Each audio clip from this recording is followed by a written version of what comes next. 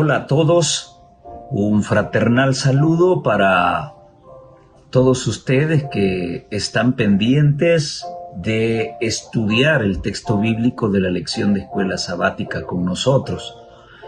Muchas gracias por ser parte de esta familia de Conectados con el Cielo y por estar siempre apoyando este canal y al mismo tiempo disfrutando los diferentes temas que se desarrollan durante la semana con relación a la lección de escuela sabática. Hemos llegado hoy a la parte del repaso y pues queremos agradecer al Señor por permitirnos llegar hasta acá y estar en la víspera de terminar una semana más. Vamos a inclinar el rostro para pedir la dirección del Señor en este nuevo estudio que hemos disfrutado esta semana. Nuestro Dios y Padre que está en los cielos, venimos a usted nuevamente suplicando su compañía al repasar el texto bíblico de la lección de escuela sabática. Envía su Espíritu para que nos asista. Solamente Él tiene el poder para preparar nuestra mente y corazón a ese mensaje que usted quiere que recibamos a través de esas preciosas historias de la vida de Jesús. Acompáñenos, bendiga a cada oyente, a cada amigo, amiga, a cada hermano de nuestra iglesia, a hermanos de otras denominaciones, y gracias por esa audiencia en diferentes partes del mundo. Que este canal pueda seguir siendo bendición para todos aquellos que quieren acercarse más a usted y estar conectados con el cielo. En sus manos nos encomendamos en el precioso nombre de Jesús. Amén y amén. Lección número 8. Y esta es una continuación de la lección de la semana pasada. Instruyendo a los discípulos, parte número 2. El texto clave para esta semana lo encontrábamos en Marcos capítulo 10 y versículo 45, que si no me equivoco, vamos a hacer la reflexión respectiva al llegar a la lección del día miércoles. Y el texto dice: porque el Hijo del Hombre tampoco vino para ser servido, sino para servir y dar su vida en rescate por muchos. ¿Por qué muchos se sirven del Evangelio? ¿Por qué muchos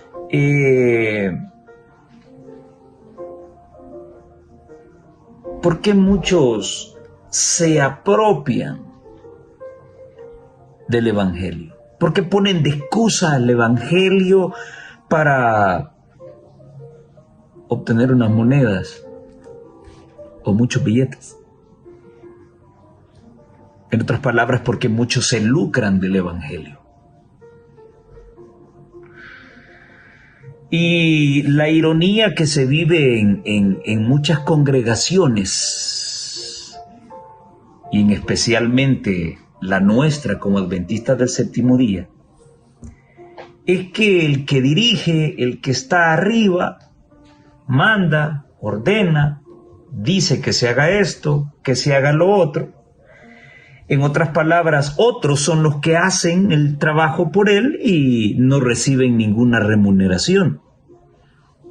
Y el que está arriba sentado moviendo las teclas es que recibe los mejores dividendos. Jesús dijo: yo no he venido para ser servido.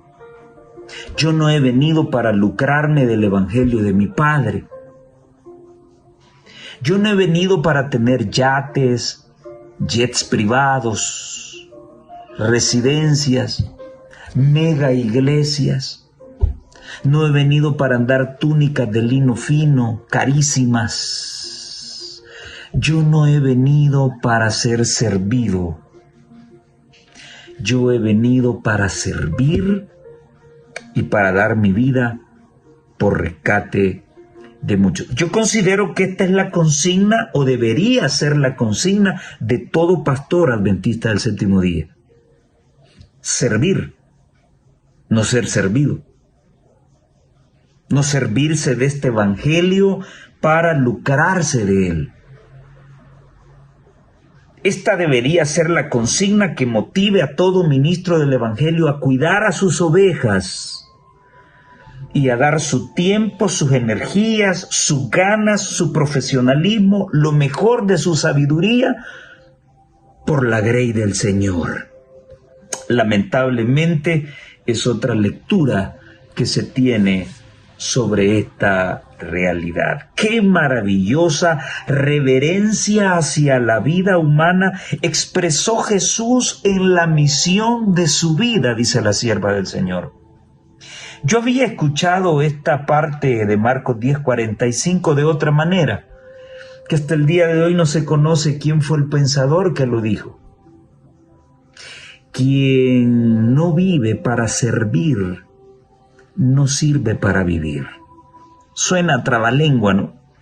Pero si en tu agenda diaria no se encuentra contemplado el hecho de servir a otros, desvivirte por ayudar a otros, resolver los problemas de los demás, aún olvidándote de ti mismo, no sirves para vivir. Porque el Hijo del Hombre vino a servir, no a que le sirvieran. Esta fue una reverencia, según Elena de White, que el Señor le hizo a la vida humana, conectándola con la misión de su vida. No anduvo entre la gente como un rey, exigiendo atención, reverencia, servicio, sino como uno que anhelaba servir y elevar a la humanidad. Dijo que no había venido para ser servido, sino para servir. Donde quiera que Cristo veía a un ser humano, veía a uno que necesitaba simpatía humana. Muchos de nosotros estamos dispuestos a servir a ciertas personas en particular, a aquellos que honramos, pero pasamos por alto, como indignas de ser notadas, a esas mismas personas a quienes Cristo quisiera bendecir por medio de nosotros, si no fuéramos tan fríos de corazón. Oh, ahí está el problema. Tenemos un corazón frío. Y eso es lo que le espera a todos los laodicenses, o nos espera a todos los laodicenses después de la tibieza. Después de la tibieza viene la frialdad de corazón. A menos que reconozcamos nuestra situación, expulsemos nuestros pecados del corazón y volvamos a meter a Jesús, quien espera pacientemente afuera, tocando a diario para lograr esa reforma espiritual que tanto necesitamos. Sed pues imitadores de Dios como hijos amados, y andad en amor, como también Cristo nos amó y se entregó a sí mismo por nosotros, ofrenda y sacrificio a Dios en olor suave, según Efesios 5:2, y ella termina esta hermosa lectura. Esta es la altura del amor que se requiere que alcancemos. No hay otra medida, no hay otro patrón fuera de este. No lo hay. Si en algún momento te estás sirviendo del Evangelio para adquirir millones, si en el nombre del Evangelio estás pidiendo plata,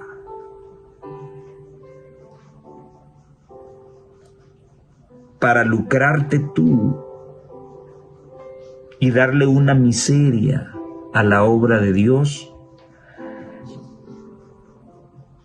necesitas tener en mente este patrón. Tenemos que andar en amor, así como Cristo nos amó y se entregó por nosotros. Ofrenda y sacrificio en olor agradable.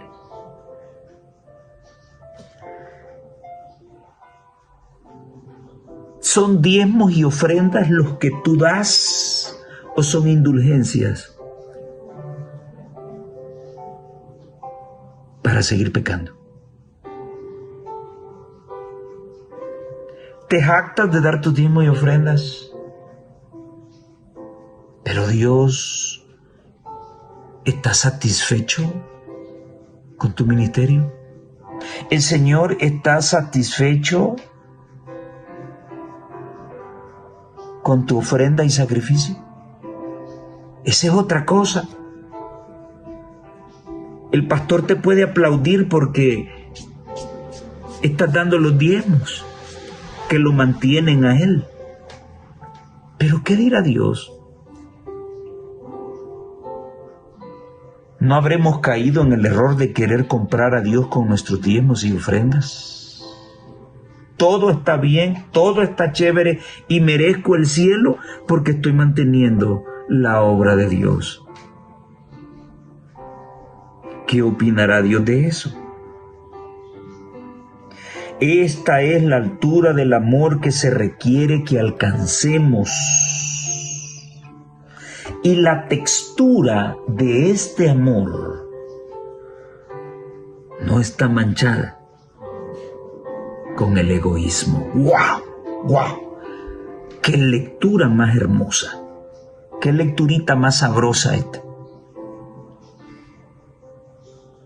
Esa textura de ese amor que se nos pide que tengamos no está manchada con el egoísmo.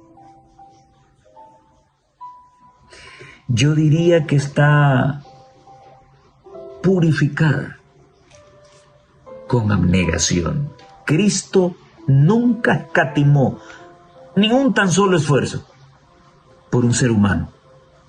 Nunca. Y él mismo lo externó a través de la parábola de la oveja perdida. 99 seguras. ¿Qué más da? ¿Qué importa ir por una que se ha perdido? A la larga, ¿quién me puede asegurar que la voy a encontrar? El buen pastor dejó las 99 seguras y se fue en busca de la que le faltaba, como que si fuese la única en el mundo. Eso no se llama egoísmo, eso se llama abnegación. Y ese amor que se nos pide que tengamos debe estar purificado en la abnegación y no debe estar manchado por el egoísmo, según la sierva de Dios en la página 178 del libro Nuestra Elevada Vocación. ¿Cuáles son las diferentes instrucciones que el Señor le dio a sus discípulos y que en esta cartilla ha sido analizada con la segunda parte de la instrucción de Jesús a sus discípulos? En primer lugar, el plan de Dios para el matrimonio. Leíste esta semana que aparecieron los mismos de siempre, los enemigos de Jesús, tratando de ordenar sus pensamientos y crear la mejor estrategia para entrampar a Jesús y provocar que cayese en un engaño para poder acusarle y poder deshacerse de él. Y entonces aparecen sus enemigos. Jesús no tenía enemigos. O sea, él no los consideraba enemigos. Ellos sí lo consideraban a él un enemigo. Y entonces se acercaron los fariseos y le preguntaron, y la palabra de Dios es específica, le preguntaron para tentarle. No porque querían saber. Y eso es lo que ocurre hoy con el montón de supuestos apologistas católicos que han salido en los medios, queriendo debatir. De mi parte, de parte de este servidor, no hay ningún problema por debatir. Pero ¿cuál es el sentido? Me vences en un debate y ¿qué? Por el hecho de haberme vencido, tu mentira sigue siendo mentira. No significa que por haberme vencido se ha transformado en una verdad. Simple y sencillamente esos debates solamente se llevan a cabo por hacer caer en tentación al otro y demostrar qué iglesia tiene la mejor doctrina. Algo similar estaba ocurriendo. Los fariseos aparecen y para tentar a Jesús le preguntan si es lícito que el hombre repudie a su mujer y le dé carta de divorcio, porque era algo muy común en aquel tiempo. Jesús respondió, ¿qué dijo Moisés? ¿A dónde está recurriendo Jesús? Les pregunto, enemigos del espíritu de profecía. ¿Hacia dónde está apuntando Jesús? ¿Qué dijo el profeta? ¿Qué dijo Moisés? Oigan, qué interesante esto. ¿Qué dijo Moisés? ¿A dónde los está llevando? Los está llevando al espíritu de profecía y al Antiguo Testamento. Moisés permitió que el hombre le diera carta de divorcio a la mujer y repudiarla. Ay, me encanta tanto la respuesta de Jesús. Yo la uso mucho. Y respondiendo Jesús le dijo, es que Moisés tuvo finalmente que hacer eso por la dureza del corazón de ustedes. Porque ustedes tienen problemas para perdonar. Porque ustedes tienen problemas para humillarse. Entonces Moisés no encontró otro recurso que tener que permitir que ustedes se pudieran divorciar.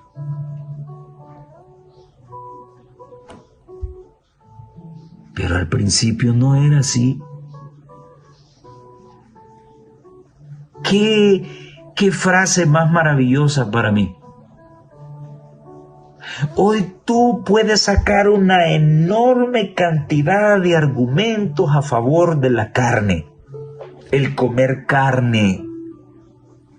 ¿Qué te dice la razón? ¿Qué te dice la palabra de Dios? Sí, pero al principio no era así. Diferentes tipos de géneros musicales que han entrado a la iglesia.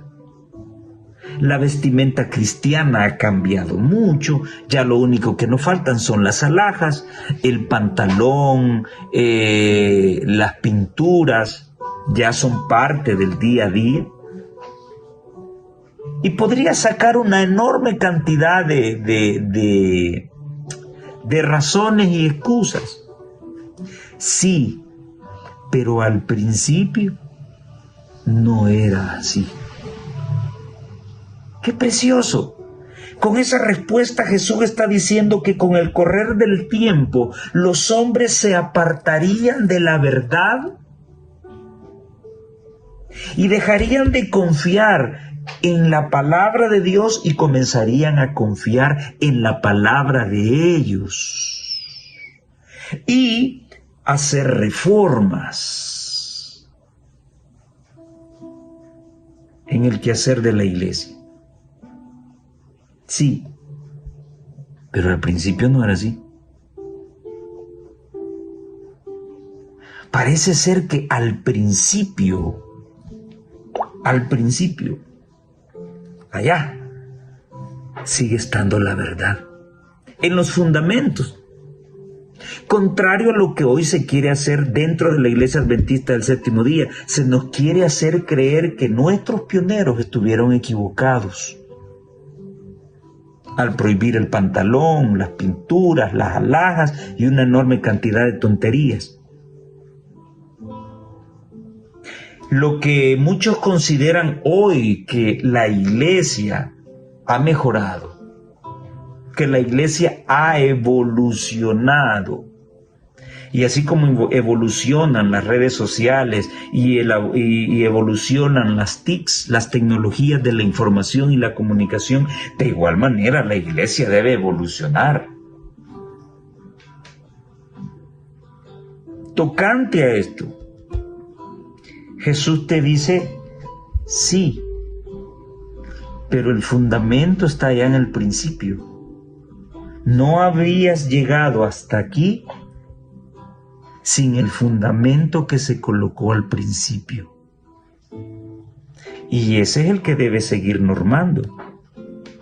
Después, cuando los fariseos lo interrogaron acerca de la legalidad del divorcio, Jesús dirigió la atención a sus oyentes hacia la institución del matrimonio conforme se ordenó allá, al principio, en la creación del mundo. Sí, pero hoy en día un hombre con otro hombre se puede y una mujer con otra mujer se puede. Sí, pero al principio no era así. Sí, pero es que hoy se pueden ordenar pastoras y ancianas. Sí, pero al principio no era así. Y dentro de poco se va a decir, sí, pero los matrimonios gay pueden darse dentro de la iglesia adventista. Sí, pero al principio no era así. ¿Y por qué la iglesia ha cambiado tanto en su conducta y en sus normas y en sus reglas? Por la dureza del corazón de la dirigencia, de los líderes y ancianos y de la iglesia en general. Tenemos corazón duro. Tan duro que no termina allí, sino que ha generado cambios negativos dentro de nuestra iglesia. Por la dureza de vuestro corazón, dijo él, Moisés os permitió repudiar a vuestras mujeres, mas al principio no fue así. Mateo 19:8. Se refirió a los días bienaventurados del Edén, cuando Dios declaró que todo era bueno en gran manera. Entonces tuvieron su origen dos instituciones gemelas para la gloria de Dios y el beneficio de la humanidad. ¿Cuáles son esas dos instituciones? Ella dice, el matrimonio y el sábado, el día de reposo. Al unir Dios en matrimonio las manos de la santa pareja, diciendo, dejará el hombre a su padre y a su madre y se unirá a su mujer y serán una sola carne, dictó la ley del matrimonio para todos los hijos de Adán hasta el tiempo del fin.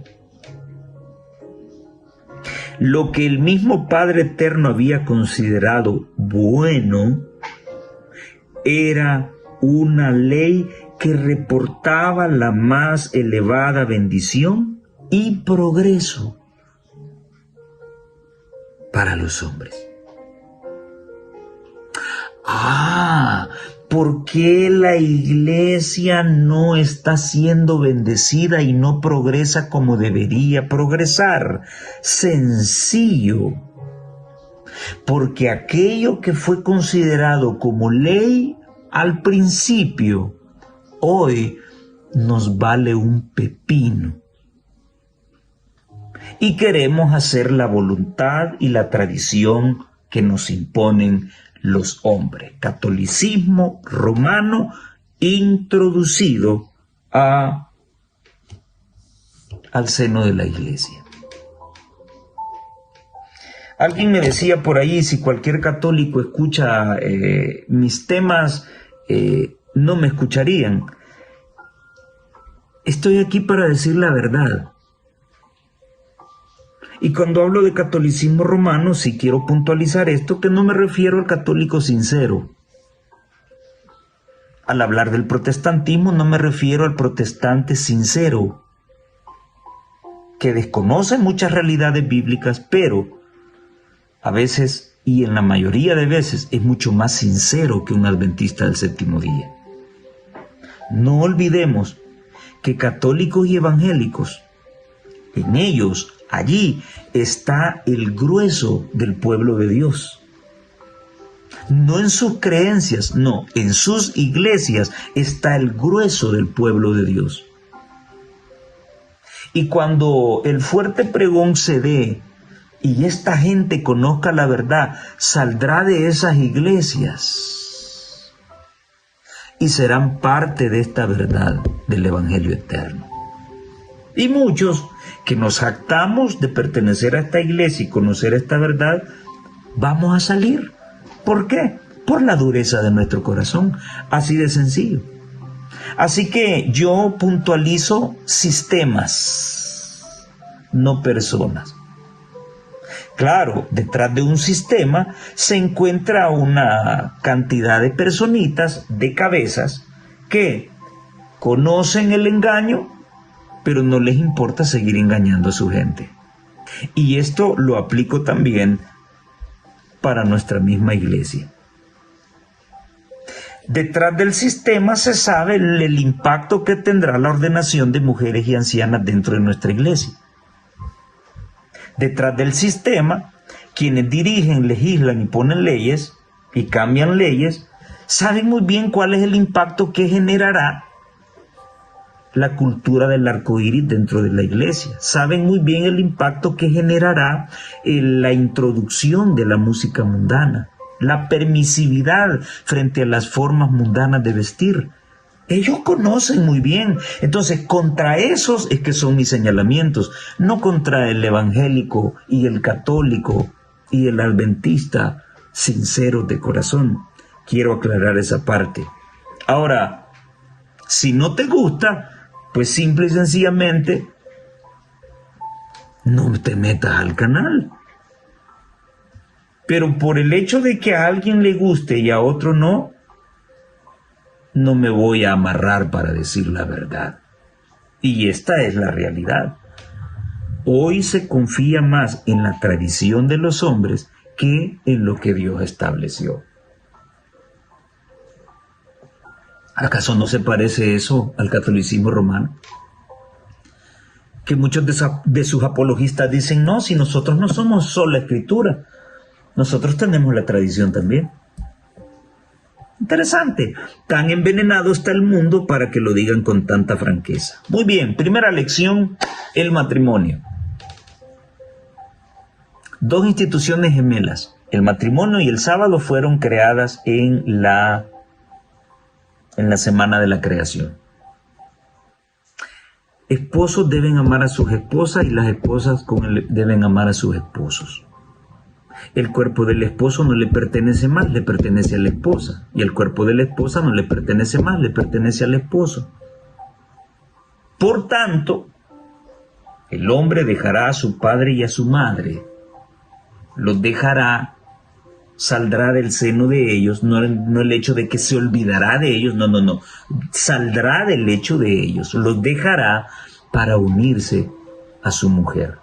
Y en su nido, en su casa, solo manda él y ella. Punto. Los suegros no tienen que ir a poner reglas, no deben ir mira, la refri se te vería mejor aquí, mira, no tienen que meterse en nada. Y es el cónyuge que no tiene los lazos consanguíneos con papá y mamá, el que debe permanecer en silencio. Es aquel que tiene el ligamento consanguíneo de hablar con sus padres y decirles: papá, mamá, de la puerta para adentro, mi esposo y yo mandamos. De la puerta para afuera ustedes tienen su espacio y allá ustedes pueden dar órdenes, pero no aquí. Eso lo debe hacer el hijo, la hija. Eso no lo debe hacer el extraño, el esposo, la esposa, el cónyuge. No lo debe hacer, porque eso generará conflictos, generará problemas. A la larga hay problemas familiares, pero la familia se entiende y con los días vuelven otra vez a unirse. Pero cuando habla el esposo en nombre de la hija, ahí vienen los problemas. Esto ténganlo muy en cuenta, porque esto destruye matrimonios.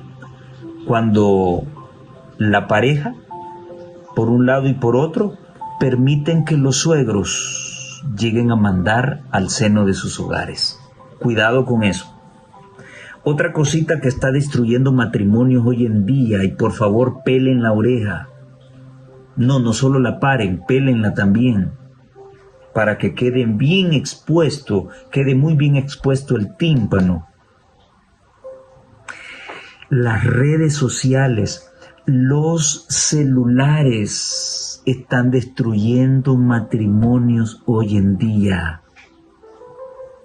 La esposa, el esposo, en lugar de utilizar ese tiempo que está en el celular para estar en el lecho con su esposa y disfrutarse el uno con el otro, están desperdiciando tiempo en los celulares hablando con gente que ni conocen, y por el simple hecho que esas personas estén provocando en usted pensamientos malos o sentimientos bajos y malos, eso ya es un adulterio. Tengan cuidado con lo que ven en las redes. Menos teléfono y más tiempo para sus cónyuges. Menos teléfono y más tiempo para sus hijos. El diablo está utilizando como herramientas los celulares para destruir a los matrimonios. Lo que Dios unió, no lo separe el hombre. La otra lección que Dios quiso dar a los discípulos, además del matrimonio, fue con respecto a los niños. Y ustedes recordarán esa escena en donde Jesús, pues, me imagino que estaba descansando y las mamás querían que Jesús pusiese la mano sobre los niños y los bendijese. Por allí alguno de los discípulos dijo: ahorita no molesten al maestro, que ha tenido una semana agotadora y allá está descansando un ratito. Y entonces Jesús viene y se indigna y dice: dejen a los niños venir a mí, no se los impidan, porque yo también por ellos he venido. El reino de los cielos no solamente para los adultos, el reino de los cielos es también para ellos, para los niños. Así que el que no recibe el reino de Dios como un niño, no entrará en él. Y tomándolos en los brazos y poniendo las manos sobre ellos, los bendecía. Este es el Jesús maravilloso. ¿Y cuántas personas dentro de nuestras iglesias tenemos que tienen un carácter ogro para con los niños? ¿Y cuántos padres y madres son ogros para con sus hijos? Cuando están hablando con ellos no se nota de que es un consejo el que están dando, sino un regaño. Sí hay que aplicar disciplina, pero primero hay que usar las palabras, el razonamiento, el buen trato, la ternura, no la humillación. A un hijo no se le dice: aquí mando yo, porque entonces comenzará a crecer de que él es un extraño en el hogar. Y cuando ya tenga la edad suficiente como para pensar por sí mismo y razonar las situaciones que le ocurren a su alrededor, no va a desaprovechar la primera oportunidad que se le aparezca para irse de la casa. El hogar es de todos. Y por eso hay que pedir a Dios la sabiduría más que humana para poder corregir a un hijo. ¿Cuántos hijos se han ido de la iglesia? No por culpa del pastor, no por culpa del anciano. Hay casos en donde ha ocurrido, pero en la mayoría de casos, los hijos aborrecen la iglesia por culpa de sus mismos padres. Aún el lactante, en los brazos de su madre, puede morar bajo la sombra del Todopoderoso por la fe de su madre que ora. Juan el Bautista estuvo lleno del Espíritu Santo desde su nacimiento. Si queremos vivir en comunión con Dios, nosotros también podemos esperar que el Espíritu Divino amoldará a nuestros pequeñuelos aún desde los primeros momentos. Recuerdo que en la Facultad de Medicina, ya por el año 1993, 92, 93, ya se nos hablaba de la estimulación temprana. ¿De qué está hablando la sierva de Dios? Un libro escrito allá por el año de 1800 y pico, ya estaba hablando de estimulación temprana. ¿Cuántos casos hay en la historia bíblica de niños que fueron consagrados a Dios desde el vientre? No solo Juan Bautista, está Sansón.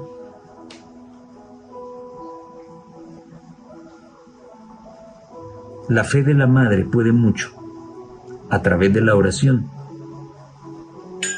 para que Dios interceda por sus hijos desde el vientre. ¡Qué maravilloso!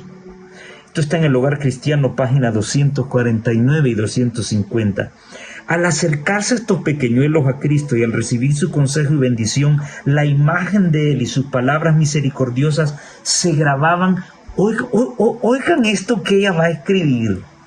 Va a decir: la imagen de Él y sus palabras misericordiosas se grababan en sus mentes plásticas para no borrarse ya más.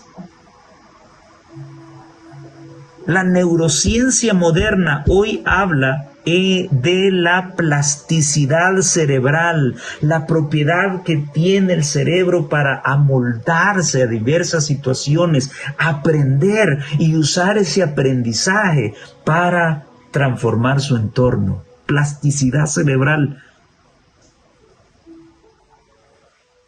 Desde 1800 la sierva de Dios ya estaba hablando de esto. Jesús le hablaba a los niños escuchaban esas palabras y esas palabras no salían de su cabeza.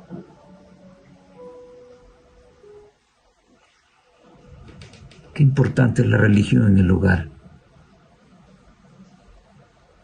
Qué importante.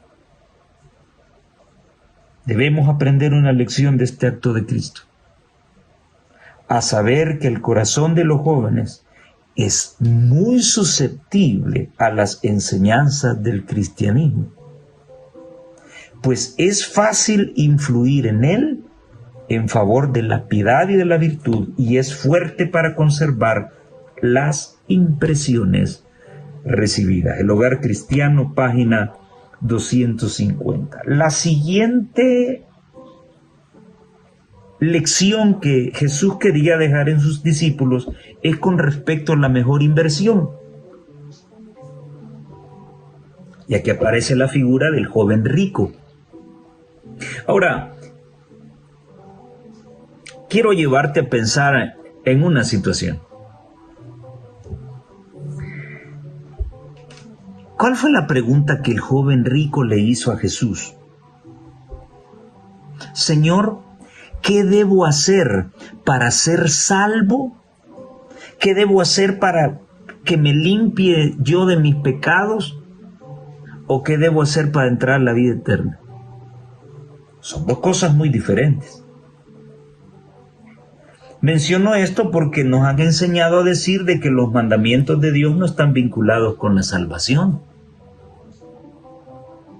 Y en esta historia, Jesús nos demuestra que su santa y divina ley está vinculada con el plan de salvación. Entonces, ¿salvo de qué? ¿Salvo de qué? ¿Salvo de limpieza de pecados o salvo para tener el carácter idóneo para el reino de los cielos? ¿Qué preguntó el joven rico? ¿Qué bien haré para heredar el reino de los cielos? Muy bien. Decir qué debo hacer para limpiar mis pecados, esa es otra cosa. ¿Qué tienes que hacer para limpiar tus pecados? Bueno, necesitas la sangre de Jesús, porque solo en Él hay salvación, solo en Él hay remisión de pecados. ¿Y qué necesitas para heredar la vida eterna? Los mandamientos que Dios te da, que debes guardar como producto de tu agradecimiento, de su gracia y misericordia. Para poder estar un día en el reino de los cielos, no solamente necesitas estar limpio de pecado, sino que también necesitas estar ejercitando tus dones espirituales. Y eso se logra a través de la puesta en práctica de los 10 mandamientos. ¿Guarda los mandamientos?, le dijo Jesús. ¡Claro! Desde chiquitillo los guardo. Bueno, le dijo Jesús, solo te falta una cosa. Dale todo lo que tienes a los pobres y ven y sígueme. ¿No se supo más de este muchacho? Pero su actitud reveló que él conocía de memoria los mandamientos. Él sabía de qué hablaban, pero no los estaba guardando. Y esa es la realidad de los 22 millones de adventistas que somos. Tenemos un conocimiento de dónde están escritos los mandamientos. Tenemos un conocimiento de qué dicen los mandamientos. Sabemos de memoria los mandamientos. El problema es que no los estamos guardando como debe ser. Y al igual que este joven rico, nuestros tesoros están puestos aquí en la tierra, posesiones de la tierra. Jesús nos invita a que nuestras posesiones estén puestas en el reino de los cielos. Ahora bien, hablando del joven rico, la sierva de Dios dice, él no había guardado los mandamientos en absoluto. Debería haber aceptado a Jesucristo como su Salvador y haberse asido de su justicia. Entonces, al poseer la justicia de Cristo, hubiera podido guardar la ley de Dios. El joven magistrado no podía hollar la ley. Debía respetarla, debía amarla. Entonces Cristo habría apartado el poder divino para combinarlo con los esfuerzos humanos. No, que para salvarse no tengo que hacer nada. ¿Cómo está eso? Claro que debes hacer algo. Si quieres que Cristo te limpie, debes abrir el corazón. El corazón no lo abre Él. El corazón no lo abre el Espíritu Santo. Es una decisión que debes tomar tú.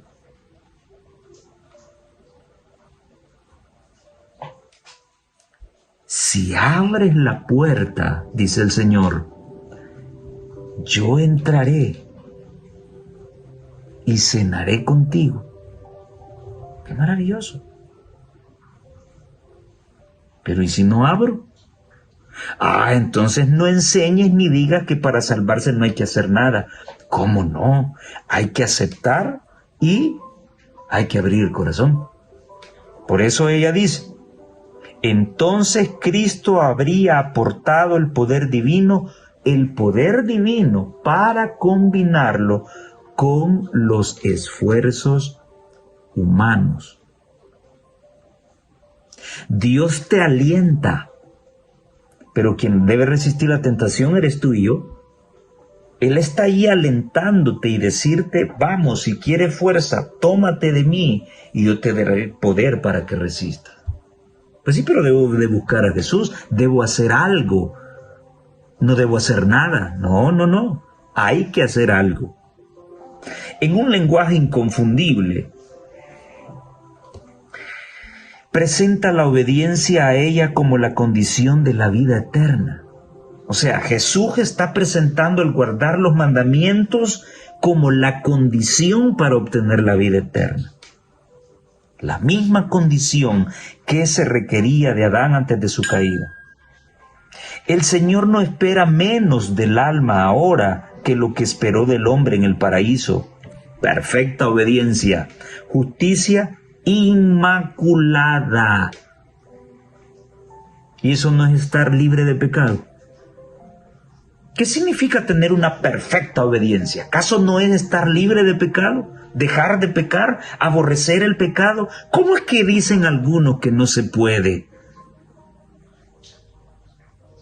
Dios requiere eso de nosotros, perfecta obediencia y justicia inmaculada. El requisito que se ha de llenar bajo el pacto de la gracia es tan amplio como el que se exigía en el Edén. ¿Cuál era? La armonía con la ley de Dios, que es santa, justa y buena. Palabras de vida del Gran Maestro, página 322 y 323.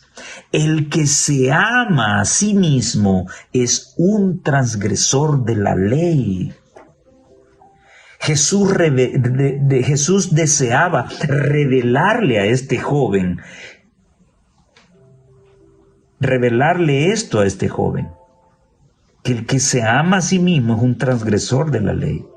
Y le dio una prueba que pondría de manifiesto el egoísmo de su corazón.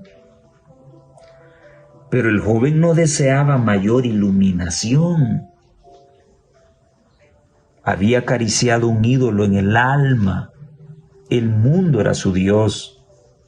Profesaba haber guardado los mandamientos, pero carecía del principio que es el mismo espíritu y la vida de todos ellos.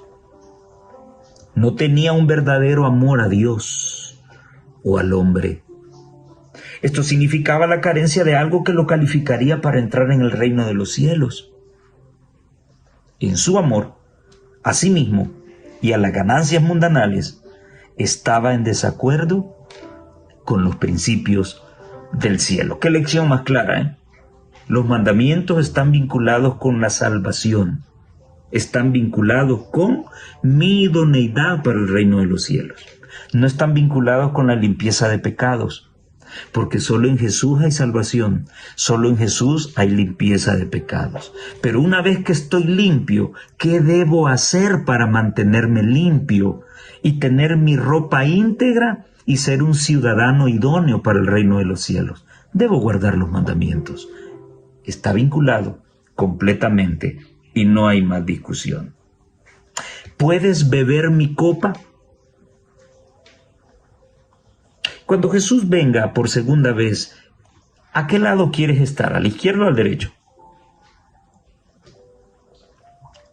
Es lo que le preocupaba a sus discípulos. Claro, veían a Cristo como un emperador, como un conquistador terrenal que los libertaría del yugo romano.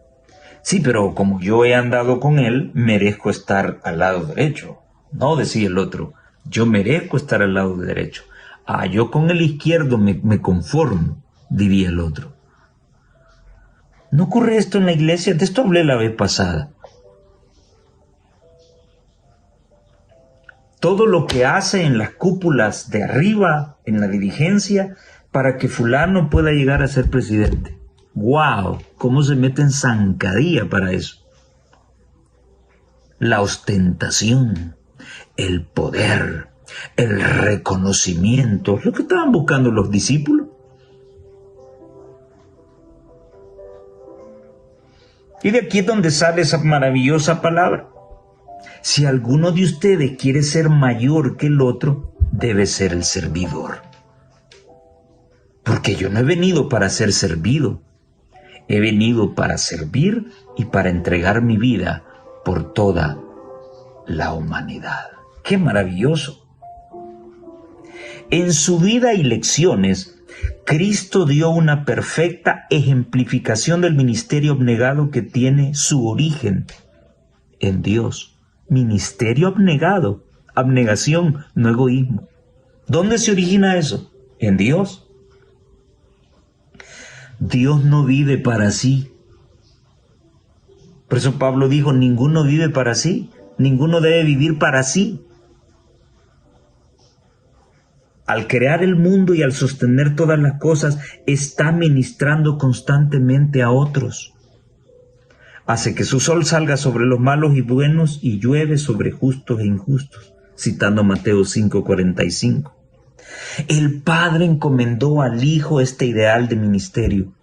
Jesús fue dado para que permaneciera a la cabeza de la humanidad y enseñara por su ejemplo qué significa ministrar, qué significa ser un ministro y hacer ministros.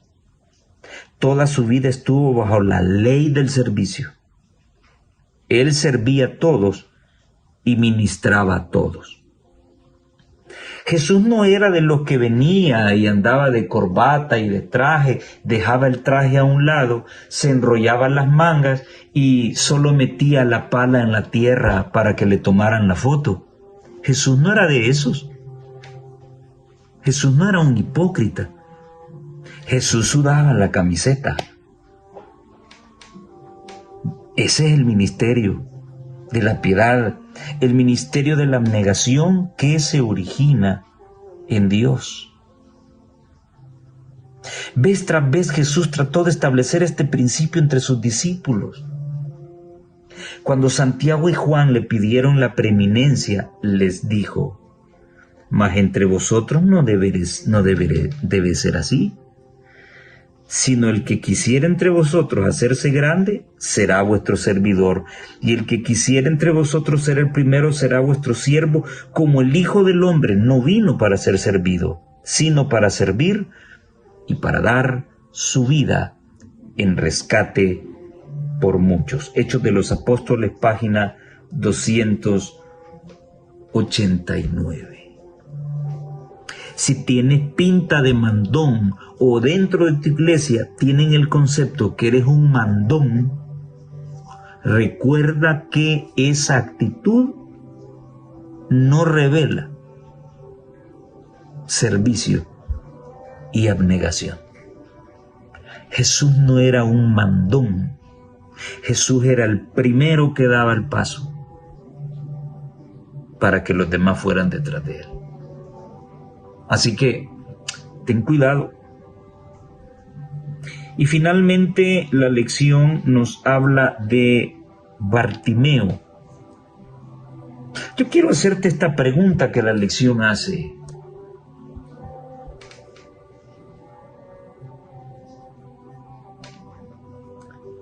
Si tuvieras la oportunidad de estar frente a Jesús, ¿qué quisieras que te hiciera?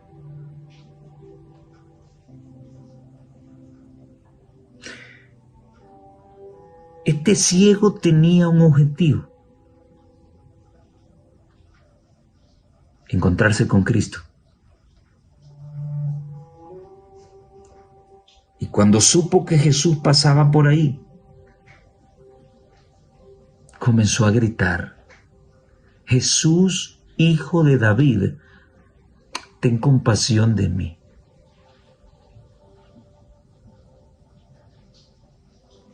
Y la gente lo callaba, pero entre más lo callaban, más hablaba, más gritaba, porque tenía un cometido: llegar a Jesús.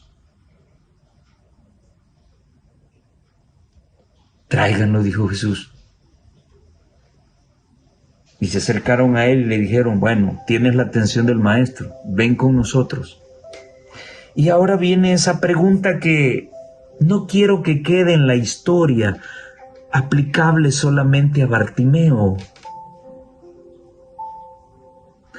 Hoy te la pregunto a ti, como me la he hecho a mí. Si yo estuviera cerca de Jesús, enfrente de Jesús, ¿qué quisiera que Él me hiciera? ¿Qué le pedirías?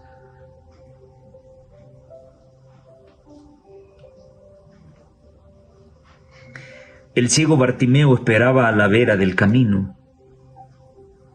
Había esperado mucho tiempo para encontrar a Jesús. Multitudes que poseen la vista pasan de un lado a otro sin el deseo de ver a Jesús. Una mirada de fe sería como un toque de amor en su corazón y le daría la bendición de su gracia.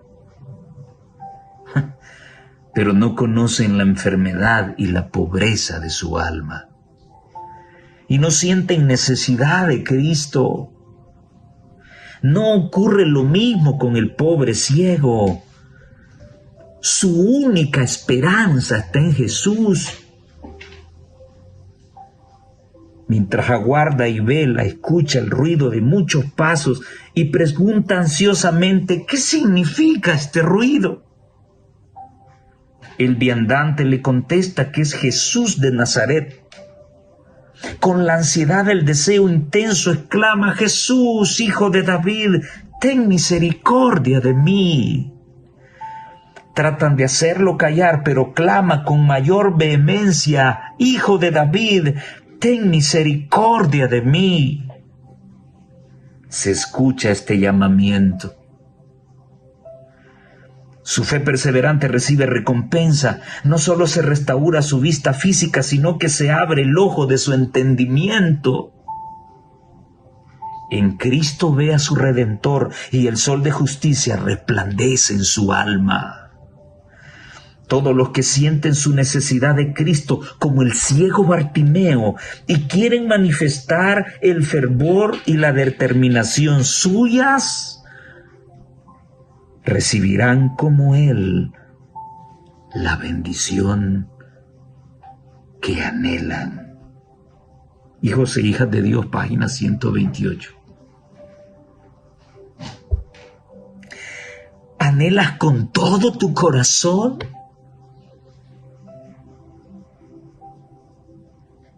Que cuando Jesús pase por tu aldea, elimine de tu vida el cáncer que te atormenta, la artritis que te atormenta, la hipertensión que te atormenta, la diabetes que te atormenta. Deseas con todo tu corazón, así como lo sentía Bartimeo, que al pasar Jesús por tu aldea, traiga sanidad a tu matrimonio, traiga sanidad a tu hijo drogadicto, traiga sanidad a tu hija perdida, restaure el hogar de tus hijos, abra las puertas de la cárcel a tu hijo o a tu hija que están en prisión. ¿Qué quieres que te hiciera Jesús? Piénsalo. Cae de rodillas y no tengas temor de pedirlo. Qué hermosa instrucción le dio Jesús a sus discípulos. Una instrucción que trasciende hasta nuestros días para causar los mismos efectos y que nuestros corazones rebosen de gozo y adoren y exalten el nombre de Jesús. Es mi deseo y oración que el Señor te conceda ese milagro que buscas. El Señor te bendiga y nos vemos en la próxima.